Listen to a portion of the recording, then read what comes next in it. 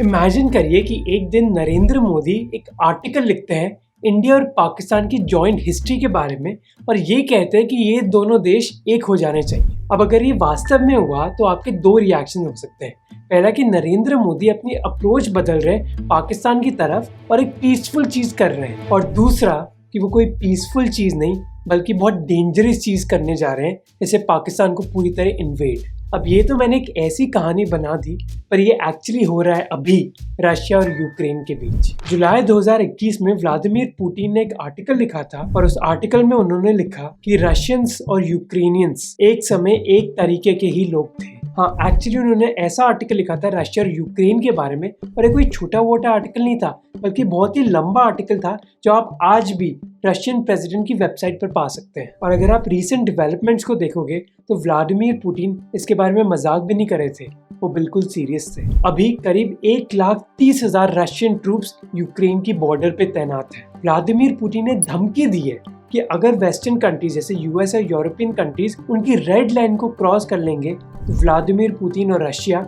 Ukraine में invade कर लेंगे। इनफैक्ट कुछ दिन पहले ही यूएस नेशनल सिक्योरिटी एडवाइजर ने कहा कि रशिया अब यूक्रेन को इन्वेड किसी भी समय कर सकता है। As we've said before, we are in the window when an invasion could begin at any time should Vladimir Putin decide to order it. ऐसी सिचुएशन में गवर्नमेंट ऑफ इंडिया भी कई इंडियन नेशनल से कांटेक्ट में है जो अभी Ukraine में है। अब आप में से कई लोग ये सोच रहे होंगे कि रशिया और यूक्रेन ऐसी सिचुएशन में आई कैसे, इसके बारे में ही जानेंगे इस वीडियो में। हम ऐसी कई रिसर्च ओरिएंटेड वीडियोस बनाते हैं, तो अगर आपको ये वीडियो अच्छा लगा और आप नए हैं इस चैनल पे तो जरूर हमारे चैनल को सब्सक्राइब कीजिए। Dramatic acceleration of Russian forces at Ukraine's border. This is probably the most dangerous moment. We are in the window when an invasion could begin at any time should Vladimir Putin decide to order it.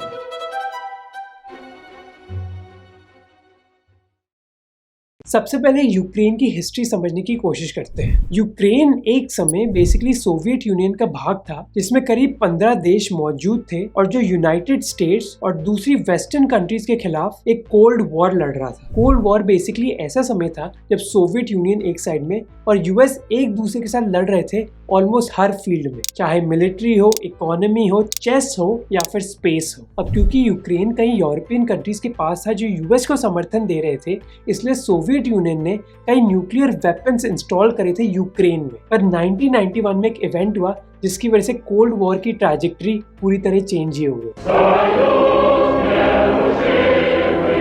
In Moscow, the hammer and sickle is lowered for the last time, and an era comes to an end.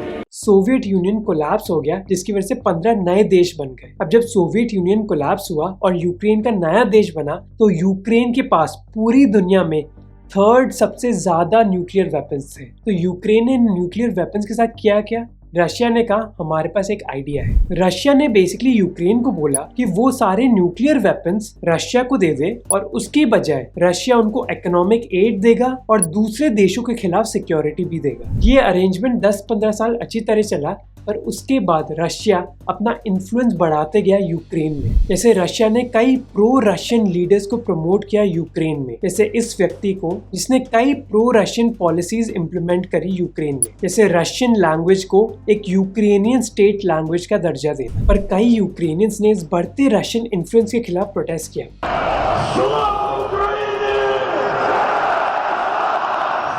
ये protest mainly हुई western और central Ukraine में, जहां Ukrainians ये मानते थे कि उनकी आइडेंटिटी बहुत अलग है रशियन से। पर ऐसी चीज ईस्टर्न यूक्रेन में नहीं थी, जहां कई लोग ये मानते थे कि वो एक्चुअली रशियंस की तरह ही थे। जैसे आप इस मैप को देख सकते हो जहां आपको दिखेगा कि यूक्रेन की ईस्टर्न पॉपुलेशन में मोस्टली लोग रशियन ही बोलते हैं। एक ऐसा रीजन था क्राइमिया जिसको रशिया ने इन्वेड किया था 2014 में और यूक्रेन से ले लिया था। This is a Russian invasion, the U.S. says. It has no doubt these are Russian forces and has demanded their immediate withdrawal. Putin told Obama that Russia has the right to defend its interests and people in Ukraine. अब इसका मतलब ये नहीं कि Russia ने जो Crimea का reason था वो बस फोर्स से ही लिया था। मार्क गैलियोटी जो यूनिवर्सिटी कॉलेज लंदन में प्रोफेसर है और एक एक्सपर्ट है रशियन सिक्योरिटी अफेयर्स के बारे में, उन्होंने ये बताया कि क्राइमियंस एक्चुअली रशिया का पार्ट बनना चाहते थे, पर वेस्टर्न यूक्रेनियंस जो बिल्कुल भी पसंद नहीं करते थे रशिया को, उनको रियलाइज हुआ कि उनका डिसीजन जब उन्होंने न्यूक्लियर वेपन्स वापस दे दिए थे रशिया को और उनसे इकोनॉमिक एड और सिक्योरिटी मांगी थी, वो एक्चुअली एक बुरा डिसीजन था। और जब रशिया ने इन्वेड करके क्राइमिया को ले लिया था, वेस्टर्न यूक्रेनियंस को ये रियलाइज हुआ कि अब उनको दूसरे देशों की मदद मांगनी होगी अपनी सिक्योरिटी के लिए। और दूसरे देश का मतलब है नेटो, और नेटो ही टेंशन्स क्रिएट कर रहा है रशिया और यूक्रेन के बीच अभी। इन टेंशन्स ने फाइनेंशियल मार्केट्स को भी इम्पैक्ट किया है, जैसे क्रिप्टो मार्केट्स को। और अगर आपको लगता है कि इन टेंशन्स का आपके क्रिप्टो पोर्टफोलियो पर भी इम्पैक्ट हो सकता है, तो आप उसको चेंज कर सकते हैं CoinDC6 ऐप को यूज करके, जिन्होंने हमें सपोर्ट किया इस वीडियो बनाने के लिए। CoinDC6 क्लैरिफाई करता है कि क्रिप्टो मार्केट कोई एक टाइम पैसे कमाने का तरीका नहीं है, आपको खुद की रिसर्च करनी चाहिए क्रिप्टो मार्केट्स पर। और CoinDC6 ऐसा प्लेटफॉर्म है जो क्रिप्टो ट्रेडिंग और ऑनबोर्डिंग को आसान बना देता है। आपको बस ऐप डाउनलोड करनी होती है, साइन अप करना होता है, KYC रजिस्ट्रेशन कंप्लीट करना होता है, बैंक अकाउंट लिंक करना होता है, और फिर आप क्रिप्टो ट्रेडिंग स्टार्ट कर सकते हैं। और आप मिनिमम 100 रुपए डिपॉजिट करके 10 रुपए तक के क्रिप्टो खरीद सकते हो। CoinDC6 में यूजर्स फंड सेफ भी हैं और इंश्योर्ड भी हैं।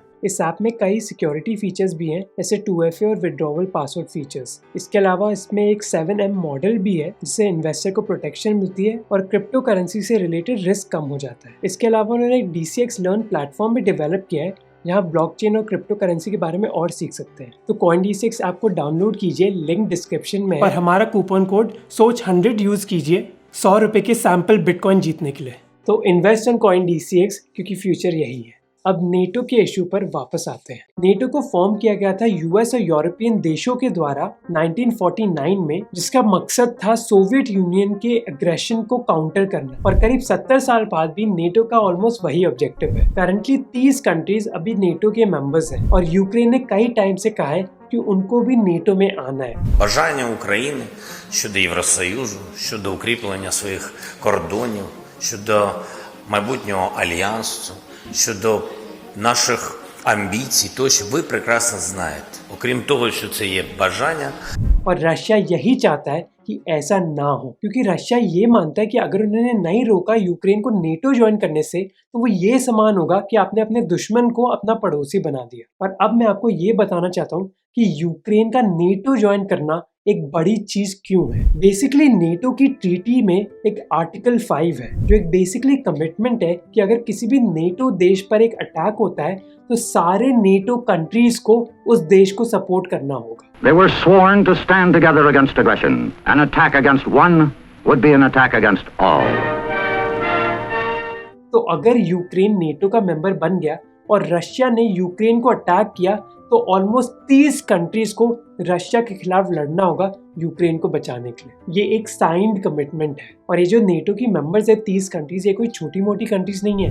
US, UK, फ्रांस, ऐसी कंट्रीज है मेंबर्स नेटो की। और रशिया को डर है कि अगर यूक्रेन नेटो का भाग बन गया, तो US ट्रूप्स बेसिकली उसकी बॉर्डर पर आ जाएंगे। और जो आम यूक्रेनियंस हैं, स्पेशली वेस्टर्न यूक्रेनियंस, वो चाहते हैं कि यूक्रेन के रिलेशनशिप बेटर होए US और यूरोपियन कंट्रीज के साथ। इनफैक्ट 2013 में यूक्रेन में कई पब्लिक प्रोटेस्ट हुई सरकार को मजबूरन यूरोपियन यूनियन ज्वाइन करवाने के लिए। इन प्रोटेस्ट की वजह से हालात इतनी बुरी हो गई थी कि तब के यूक्रेनियन प्रेसिडेंट, जो प्रो रशियन थे और यूक्रेन को यूरोपियन यूनियन का मेंबर नहीं बनाना चाहते थे, उनको यूक्रेन भागना पड़ा और वो रशिया में रेफ्यूजी बन गए। अब चाहे यूक्रेन के लोग चाहते हो कि यूक्रेन EU और नेटो का भाग बन जाए, पर एक व्यक्ति है जो ऐसा बिल्कुल नहीं चाहता।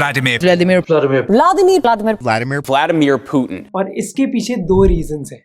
पहला रीजन है व्लादिमीर पुतिन की पर्सनल हिस्ट्री। जैसे हमने इंट्रोडक्शन में बात करी कि व्लादिमीर पुतिन सोवियत यूनियन की हिस्ट्री से ऑब्सेस्ड है, और वो चाहते हैं कि रशिया उतना ही महान हो जाए जितना सोवियत यूनियन था। मार्क गैलियोटी, वो प्रोफेसर जिनके बारे में हम पहले भी बात कर रहे थे, उन्होंने कहा कि ये रशिया और यूक्रेन का मुद्दा रशियंस की वजह से नहीं है, बल्कि पुतिन की वजह से है। रशियंस ये जरूर चाहते थे कि क्राइमिया रशिया का भाग बन जाए, पर उनका इतना लगाव यूक्रेन से नहीं है। यूक्रेन की लड़ाई बस पुतिन और उनके आसपास कुछ लोगों की है। मार्क गैलियोटी कहते हैं कि ये लड़ाई पुतिन और उन लोगों के लिए है जो सोवियत यूनियन के टाइम पर बड़े हुए थे और अभी ये नहीं विश्वास कर सकते कि सोवियत यूनियन अभी भी है नहीं। गैलियोटी कहते हैं कि पुतिन ये मानते हैं कि यूक्रेन सोवियत यूनियन का ऐसा भाग था जिसको रशिया के अंदर वापस लाना ही होगा। और ये इतना सरप्राइजिंग नहीं होना चाहिए, क्योंकि आफ्टर ऑल जब व्लादिमीर पुतिन यंग थे तो वो एक स्पाई थे रशिया की इंटेलिजेंस सर्विस के लिए। दूसरा कारण जो गैलियोटी कहते हैं वो है कि व्लादिमीर पुतिन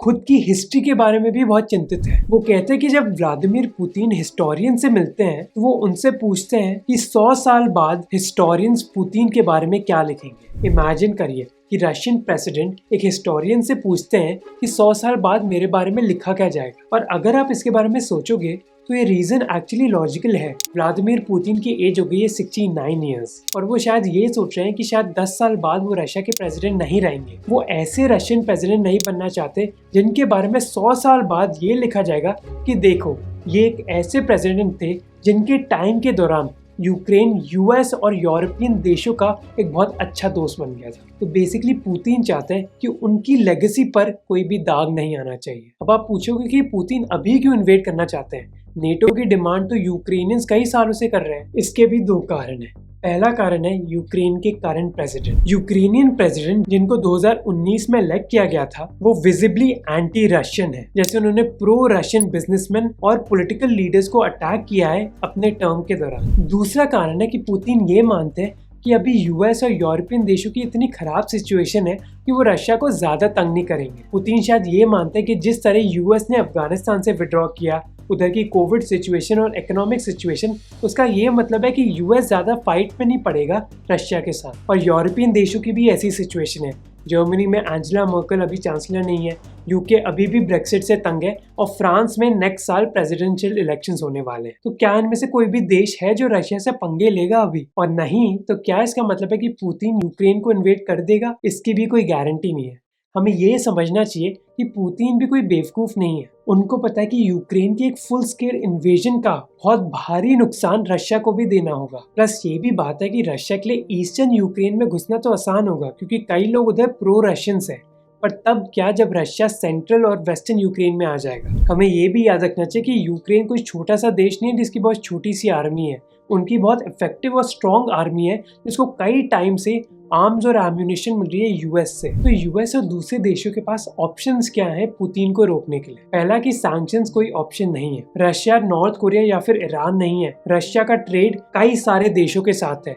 तो कोई भी आप सैंक्शन करोगे रशिया पर तो उसका नुकसान दूसरे देशों को भी झेलना पड़ेगा। जैसे रशिया के ऑयल एंड गैस को सैंक्शन करने से पहले हमें ये सोचना चाहिए कि रशिया का ऑयल एंड गैस की 35% कंजम्पशन यूरोपियन देश ही करते हैं। तो बेसिकली हम ऐसी सिचुएशन में हैं कि अगर यूएस और यूरोपियन देशों ने पुतिन को करने दिया जो भी उनको करना है तो उसका ये मतलब होगा कि पुतिन फिर डिसाइड करेंगे कि नेटो कहाँ एक्सपैंड कर सकता है और कहाँ नहीं, और ना कि यूएस और यूरोपियन देश। पर अगर यूएस और ईयू ने एक अग्रेसिव ऑप्शन चूज किया तो उसका ये मतलब होगा कि पुतिन की लेगेसी खराब हो सकती है। आइडियल सिचुएशन ये होगी कि दोनों पार्टीज एक डिप्लोमेटिक अग्रीमेंट कर ले जिससे उनको ये लगे कि दोनों पार्टीज ही जीत गई। पर क्या ये पॉसिबल है?